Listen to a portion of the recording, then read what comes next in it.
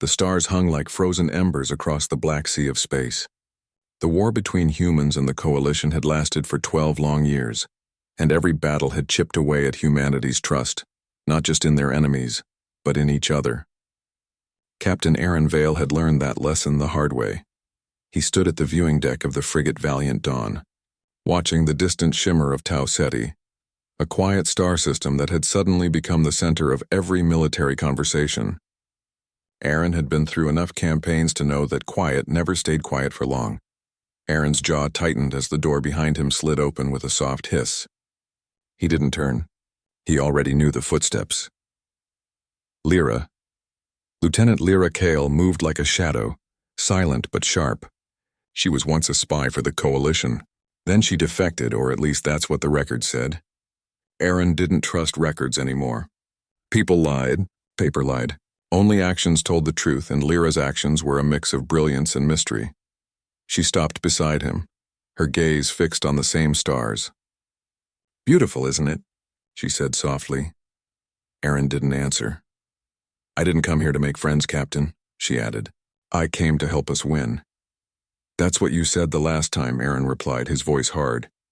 "Right before 3 of my men died because the enemy knew exactly where we were." Her expression didn't change. She was good at that, unreadable like a machine pretending to be human, but something flickered in her eyes. Guilt, anger? He couldn't tell. "This time is different," she said. "It's always different." A distant alarm echoed through the corridors. Both of them turned toward the source. It was subtle, a single short tone. Not a full alert, a signal. The kind that meant trouble is coming, but not here yet. Commander Juno's voice came through the comm. "Captain Vale, you're needed in the war room." Aaron straightened his uniform, nodded curtly, and walked away without waiting for Lyra. But she followed. She always followed. The war room was built like the center of a storm. Dark walls, glowing displays, and a giant tactical sphere floating in the air like a living map. Dots of blue and red light marked ships, planets, and unknown objects. "Report," Aaron said. Juno, his second-in-command, tapped the console. Unidentified object entering Tau Ceti's outer belt. No transponder, no beacon. No response. Coalition? "Could be," Juno replied. "But the readings are odd. The energy signature doesn't match anything in our files." Aaron frowned. The Coalition was dangerous, but at least predictable. Unknowns were worse. Unknowns got people killed. Lyra stepped closer to the hologram. "That pattern," she whispered. "It's not Coalition, it's—" Older, Aaron turned sharply. "Older, how would you know?" She hesitated.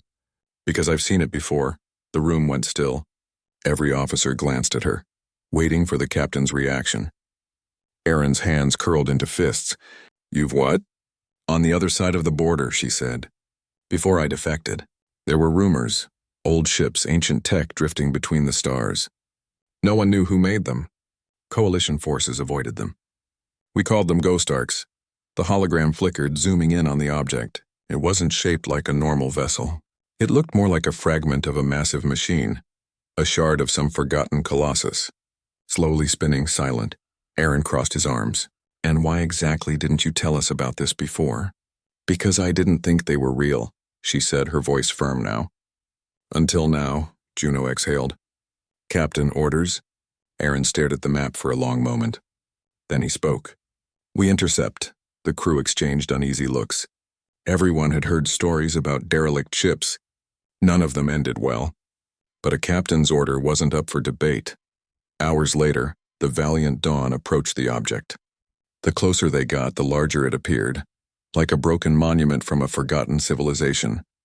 Metallic plates covered in strange symbols. No heat, no movement, just the slow, cold drift of something ancient. "Position us 1 kilometer off its hull," Aaron ordered. "Aye, sir." The view filled with the alien fragment. It was both terrifying and beautiful, a sleeping giant lost in time. "Any life signs?" he asked. "None detected," the sensor officer replied. "But there's something inside. Energy readings are faint, but active." Aaron's stomach tightened. He'd been in war zones long enough to know that faint energy usually meant danger waiting to wake up. "We're going in," he said. Lyra turned to him. "You're risking the entire crew." "I'm not asking for your permission," Aaron replied. "Suit up." The airlock opened to the void.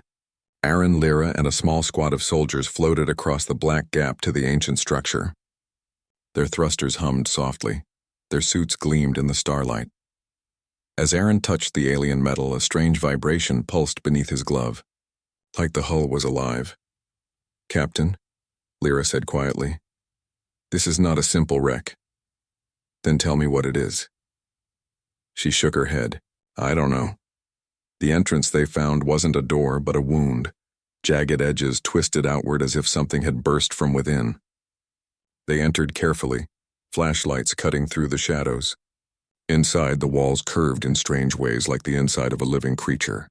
Symbols lined every surface, pulsing faintly with blue light. "This place is wrong," one of the soldiers muttered. "Stay sharp," Aaron said. His voice carried a steady weight. He had to sound unshakable. Even when his gut twisted, they reached a central chamber. A floating core pulsed with slow rhythmic light. Around it lay fragments of something mechanical, shattered shells, tangled wires like veins. "It's a power source," Lyra whispered. "But it's..." "Listening." Aaron stared at her. "Listening?" She pointed at the core. "The light pulses match our heartbeats." For a moment, no one spoke. The realization crept through them like cold water. This thing was watching them. Suddenly, the lights across the chamber flared brighter. The pulse quickened. "Captain?" Juno's voice crackled over the comm. "Energy surge from the object. Massive spike." Aaron's eyes narrowed. "Squad, fall back, now." As they turned, the entrance behind them began to close, not with mechanical precision, but like a mouth swallowing shut. One soldier rushed forward, slamming against the moving wall. Aaron grabbed him and pulled him free just in time. "Move!" he barked. Lyra stayed near the core, staring at the shifting light. "It's reacting to us. Not attacking, communicating," Aaron gritted his teeth. "I don't care what it's doing." "We're leaving." "No," she said suddenly. "If we leave now, it will follow us." He turned on her, fury flashing in his eyes. "And how would you know that?" "Because I've seen it before," she said again. But this time her voice wasn't steady. It trembled. When the ghost arcs woke, they didn't just wait. They hunted. The squad made it back to the airlock just as the structure released a deep, low vibration that felt like thunder through space. They crossed back to the ship, helmets fogged with breath, adrenaline burning in their veins. "Close all outer doors," Aaron ordered. "Shields up." On the main display, the ancient fragment was no longer drifting quietly. Pieces of it were shifting, moving like gears that had been asleep for centuries. A shape began to emerge from the darkness, too massive to be fully seen. Juno turned to him, pale. "Captain!" "That's not a ship. It's a machine." Lyra stood at the edge of the bridge, eyes locked on the screen. "Not just a machine," she whispered. "A warning." Aaron stared at her. "Explain." She finally met his gaze. And in that look, Aaron saw something he hadn't seen in her before. Not control, not cold calculation. Fear. "When the Coalition found one of these," she said slowly, "an entire fleet disappeared. Not a trace. We were told to never go near them." Aaron's chest felt tight. He had sworn never to trust her, not after what happened. But as the alien machine unfolded its impossible form before his ship, something in her voice rang truer than any sensor reading. The valiant dawn trembled as a wave of energy rolled across its shields. Lights flickered. Alarms screamed. The crew scrambled. "Engine control is fluctuating," Juno shouted. "We're being scanned." Lyra stepped closer to Aaron. "We can't outrun it." "I didn't ask for your opinion," he snapped. "Then listen for once," she shouted back, surprising everyone. "I know what it will do. I can help," he glared at her. Trust wasn't something he gave. Trust was something that got people killed. But as the alien machine grew brighter and their ship shook harder, Aaron faced a brutal choice. Either trust her or lose everything.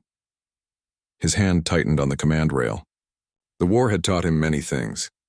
But right now the war didn't matter. The machine did. "Fine," he growled. "You got one chance." She nodded, eyes steady despite the chaos. "Then let's make it count." And just like that, the battle no one had expected had already begun. Not between humans and the Coalition, but between humanity and something far older, something that had been waiting. The ship shook again, stronger this time. Lights flickered across the bridge of the Valiant Dawn. Captain Aaron Vale gripped the command rail with both hands as alarms wailed through the corridors. The alien machine outside had fully awakened. A wall of shifting light and metal surrounded the human frigate like a rising storm. It didn't move like a normal enemy ship. It unfolded, layer after layer of glowing plates like a flower blooming in reverse. "Shields at 60%, shouted Juno, his second in command. Sweat glistened on his forehead. That wave wasn't even an attack. It's just scanning. Then what happens when it does attack? Aaron growled. Lyra Kale stood near the central display, her helmet still in her hands, her dark hair damp with sweat. Her eyes were fixed on the alien structure, but she wasn't afraid the way the crew was. She looked focused, like she was trying to remember something she had tried to forget. "You have to let me help," she said firmly. Aaron turned toward her. "You were a spy for the Coalition. I don't trust you." "I wasn't lying about the ghost arcs," she said. "They don't kill immediately. First, they learn." Outside the viewing window, tendrils of light extended from the machine, drifting closer to the ship like giant luminous vines. They didn't touch the hull, but everyone could feel the air getting heavier. Juno checked the readings. "Captain, our energy levels are being mapped. If it gets a full scan, it'll know how to tear us apart," Aaron finished. He'd seen what a smart enemy could do. But this wasn't an enemy, he understood. This was something older, colder. Lyra stepped closer. "I know what it's looking for. It's trying to identify if we're a threat. And what happens when it decides we are?" She didn't answer. The situation room was tense. The entire senior crew was gathered around the tactical hologram. The alien machine pulsed with an eerie rhythm, casting shifting blue light across everyone's faces. The soft hum of the ship's engines filled the silence. Aaron took a slow breath. "Options." Lieutenant Harlan, the tactical officer, spoke first. "We can try to outrun it. Engines are unstable but still functional. If we push the reactors," Juno cut him off. "The arc is faster. We saw the readings. It'll catch us." "What about a jump?" another officer asked. Lyra shook her head. "You try to jump now, it'll follow the energy burst. That's how it hunts." The room went silent again. Aaron felt a cold pressure on his chest. For years he had made impossible choices, but this was something no training prepared him for. "We could fight," Harlan said softly. "All guns full power." Aaron met his gaze. "We'd last 30 seconds. Lyra finally spoke again. "There is one way." Every head turned toward her. She placed her hands on the table, steady. "There's a signal code. Old. The Coalition used it to keep the ghost arcs from attacking certain ships. It's not a weapon, it's a language. If I can access the ship's comm array, I might be able to make it see us as not prey." Aaron stared at her. "And how do I know this isn't some clever trick?" Her eyes hardened. "Because if I wanted you dead, Captain, I wouldn't need tricks. That thing will do it for me." For a long moment he said nothing. The crew waited. Lyra stood like a shadow among them, outnumbered but unshaken. Finally Aaron nodded. "Do it," Juno flinched. "Captain, that's an order." The communications deck was a storm of activity. Panels lit up as Lyra typed fast, strings of alien code and strange frequencies scrolling across the displays. Two soldiers watched her closely, rifles slung but ready. No one trusted her. Not yet. She plugged a small black device into the console, a relic from her days in the Coalition. It hummed softly, translating her commands. Aaron stood behind her. "If you betray us," she didn't look up, "then none of us will live long enough to regret it." The ship trembled again. The arc had extended its tendrils fully now. The light wrapped around the valiant dawn like a net. Outside, the stars were fading behind the glow. "Talk fast," Aaron muttered. Lyra's fingers flew across the keys. "This isn't talking. This is begging a god not to notice us." In the engine room, Juno monitored the power flow. The ship's reactors were struggling under the stress of the alien scan. Engineers shouted over the noise as conduits sparked. "Core temperature rising," yelled one technician. Juno barked orders, his hands flying over the controls. "Stabilize it. We can't afford an overload now." He paused as the readings changed. The alien energy had shifted, like it was listening. Back on the bridge, Lyra's code finally reached a stable frequency. A soft, low tone filled the ship. Not through the speakers, but through the walls themselves. It was as if the vessel had started humming with the same alien rhythm. Then everything went still. The arc froze in place. The tendrils of light hung in the void, unmoving. The sudden silence was worse than the alarms. "Captain," Harlan whispered. "What's happening?" Lyra's hands trembled slightly as she removed the device. "It hurt us." For a moment, Aaron thought it had worked. The pressure in the air lifted. Energy readings stabilized. The alien light dimmed. Then the arc answered. A deep pulse rolled through space. Not sound, but something that made bones ache and lungs tighten. The hull of the Valiant Dawn creaked as if the entire ship were being squeezed by an invisible hand. Lyra gasped. No, this isn't right." "What did you do?" Aaron demanded. "I told it we're neutral. But something's wrong. It's not accepting it." The hologram flared to life again. A new shape appeared. Inside the arc. A core structure, bright and growing brighter like a star being born. "It's charging something," Juno reported. "Captain, we need to move now." Aaron felt the weight of the decision press down. Run and be hunted. Stay and be crushed.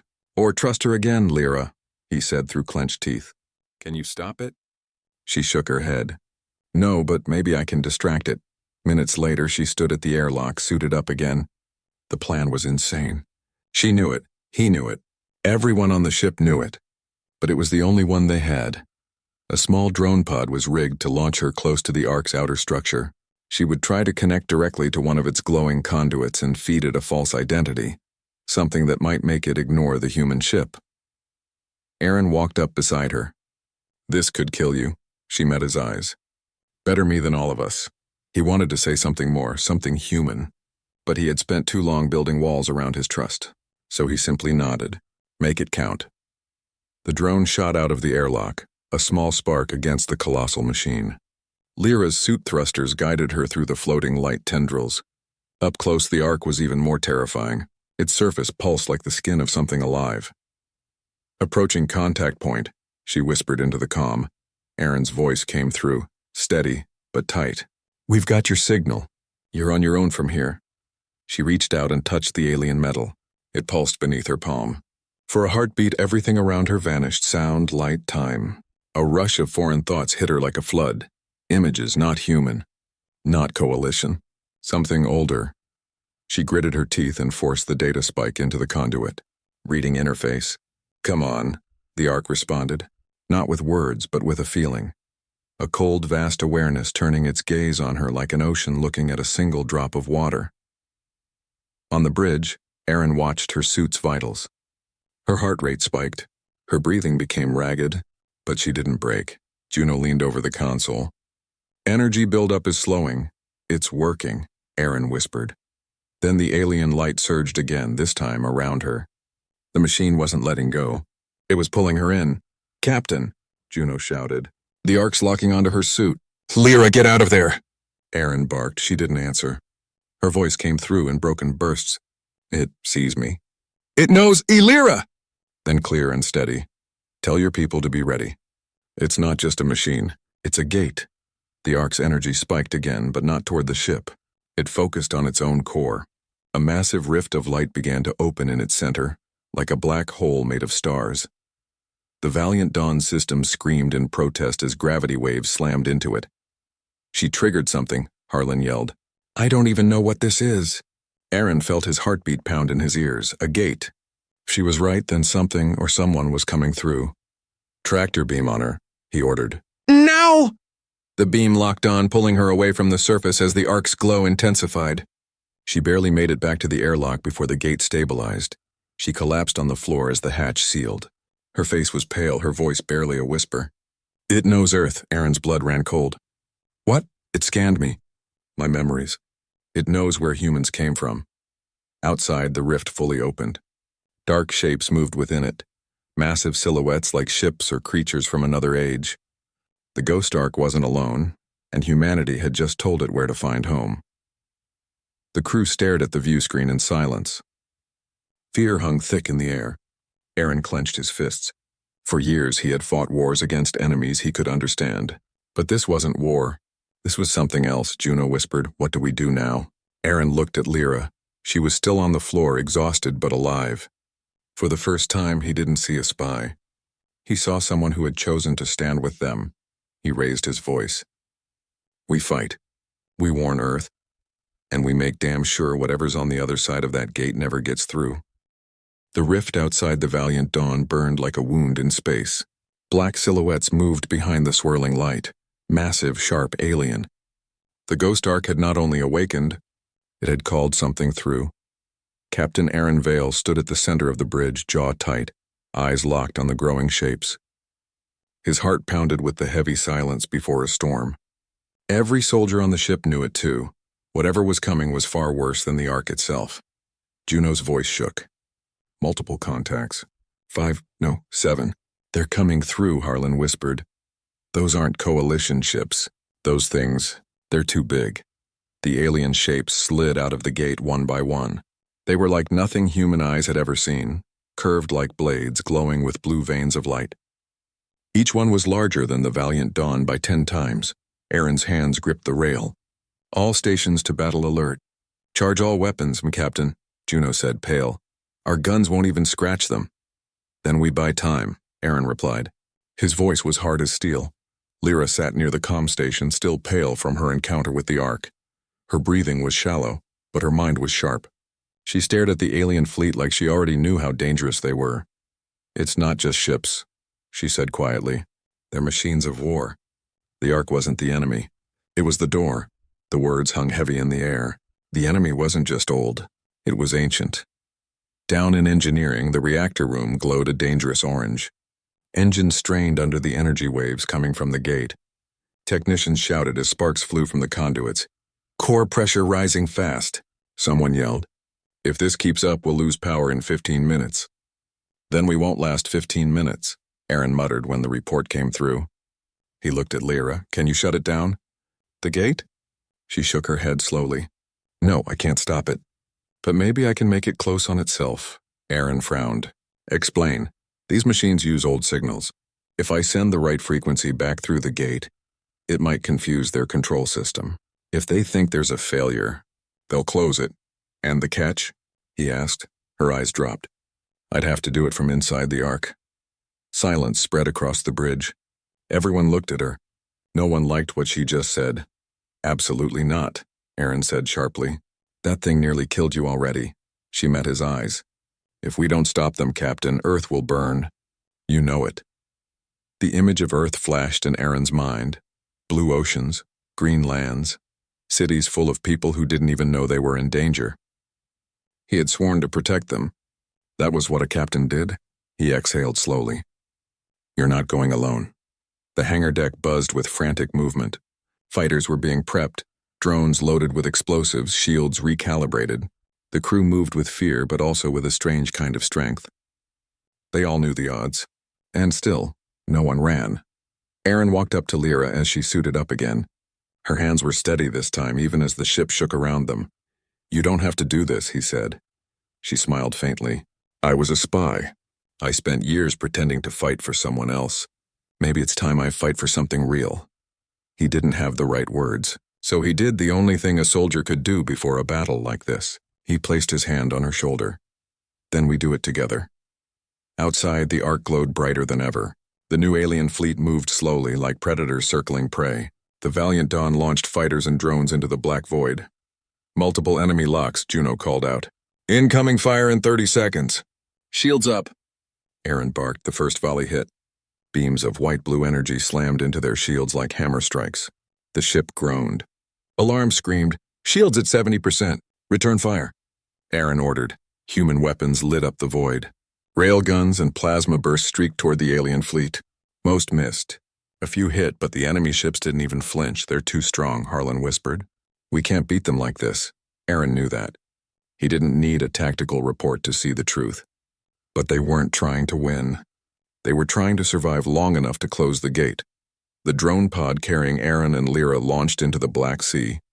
It spun toward the ark, weaving between beams of energy like a single spark dodging lightning. 2 minutes to contact, Lyra said, checking her console. I'll link my transmitter to the ark's core. Once I trigger the collapse sequence, you'll need to overload the ship's reactor. Aaron stared at her. You want me to blow up my ship? It's the only way to push the signal strong enough, she said softly. If we do it right, the gate will fold in on itself. Everything connected to it will go with it, including us. She looked at him calm. Yes, on the bridge, Juno took command. All batteries, keep their attention on us. Don't let them focus on the captain's pod. The crew obeyed. The valiant Dawn danced between death beams, its hull shaking, shields burning. But the crew did not break. Humanity had always been small compared to the universe. But they had teeth. And heart. The pod slammed onto the Ark surface. Aaron and Lyra leapt out, boots clamping to the shifting metal. The surface pulsed like the heartbeat of a giant. Right here, Lyra said, pointing at a glowing section near the Ark's core. We have to go in. Ladies first, Aaron muttered. She gave him a small, quick grin, like a spark in the dark. The entrance opened like before, swallowing them in blue light. Inside, the Ark was alive. Walls moved and whispered. Blue veins glowed beneath metal skin. The deeper they went, the louder the pulse became. Lyra connected her device to the core as Aaron covered her. The air shimmered around them as the alien fleet fired at the valiant Dawn. Every impact echoed through the Ark like thunder. Hurry, Aaron said. Almost there. She typed faster, sending strings of frequencies into the alien system. The machine reacted, lights flickering, sounds shifting. Then suddenly everything stopped. The pulse changed, slower, unstable. I got it, she whispered. The gate's link is open. Aaron tapped his comm. Juno, begin overload countdown. Are you sure, Captain? Juno's voice cracked slightly. Do it. On the ship, engineers pushed the reactor beyond safety limits. Lights dimmed. Metal groaned. A deep hum filled every corridor. Overload in 4 minutes, someone yelled. The alien fleet sensed the danger. Beams of energy intensified. Fighters exploded. The ship shook so hard the bridge crew had to strap themselves in. Shields at 30%. Hold the line, Juno roared. They did. Back inside the Ark, Lyra's device glowed brighter and brighter. Sweat rolled down her temple. Her hands shook, but she didn't stop. It's working, she gasped. The gate's destabilizing. Aaron looked up at the corridor's walls. Cracks of light spread like veins of fire. The Ark was fighting back. Time? He asked over comms. 2 minutes, Juno replied. The floor shook violently. Pieces of alien metal broke free, floating upward as if gravity itself was giving up. Lyra stumbled. Aaron caught her arm before she fell. Stay with me, he said. She nodded, breathing hard. I'm not dying before you. Then a deep, booming sound tore through the Ark. Not a voice, but something bigger. It wasn't a machine anymore. It felt them. Aaron, Lyra whispered, her eyes wide. It knows what we're doing. The Ark shifted around them, closing the corridors like a living maze. Aaron fired his plasma rifle, blowing open a gap. Then we run. They sprinted through the glowing maze as the gate outside began to flicker. On the valiant Dawn, the reactor was seconds away from overload. 30 seconds, Juno shouted. The ship was burning. Hull breaches everywhere. But no one left their post. If the gate didn't collapse now, nothing would be left. Aaron and Lyra burst out of the Ark, suits glowing from the heat. Their pod was damaged by the alien blasts. No escape left, Captain, Juno said over comms, his voice rough. Get clear. Aaron laughed bitterly. Too late for that. Lyra glanced at him. There was fear in her eyes, but also something else. Trust. He looked at the valiant Dawn shining in the distance, wounded but still fighting. Juno, he said quietly. Make it count. The last words from his ship came through the static. Always, Captain. The reactor went critical. A blinding burst of white light tore through the darkness. The overload signal hit the Ark like a hammer, slamming through its systems. The gate flickered, then began to collapse. One by one, the alien ships were pulled backward, dragged toward the rift like leaves in a storm. The Ark screamed, not in sound, but in waves of raw force that shook the void. Hold on, Aaron shouted as the pull almost ripped their suits apart. They grabbed a broken piece of hull as the collapsing gate consumed everything. Light swallowed the stars. And then, silence. When the light faded, the Ark was gone. The alien fleet was gone, and the valiant Dawn, what was left of it, floated in the quiet black. Rescue ships from nearby patrol fleets arrived hours later. The battle would be told for generations. They found Lyra and Aaron alive, drifting in the wreckage. Barely breathing, but alive.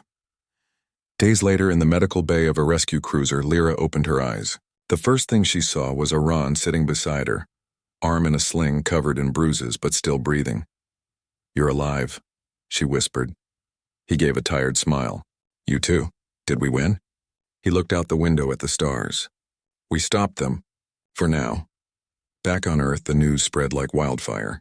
Humanity had faced something far beyond its understanding, and survived. Not because of stronger weapons, not because of bigger fleets, but because a single crew refused to run. Lyra stood at the ceremony weeks later, no longer a spy, no longer an outsider. She stood beside the captain.